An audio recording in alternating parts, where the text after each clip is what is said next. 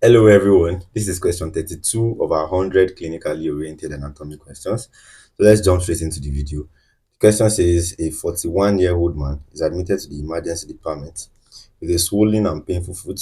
Radiographic examination reveals that the head of the talus has become displaced inferiorly, thereby causing the medial longitudinal arc of the foot to fall. So I think that's the most important thing we need to take note of. That's the fall of the medial longitudinal arc. What will be the most likely cause in this case? Tearing of the plantar calcaneonavicular or the spring ligament, fracture of the cuboid bone, interruption of the plantar aponeurosis, sprain of the anterior talofibular, and the sprain of the deltoid ligament. So which of these resulted into a fall of the medial longitudinal arc? So the medial longitudinal arc of the foot is mostly supported by the spring ligament.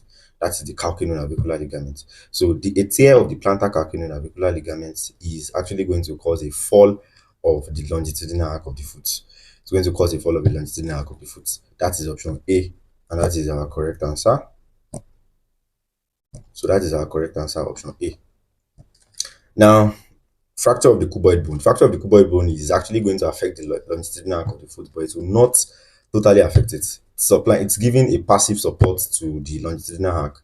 Same with their plantar aponeurosis. The plantar aponeurosis also supports the longitudinal arc of the foot, but all this they are not the major structure that supports the longitudinal arc. They give passive support to the longitudinal arc of the foot.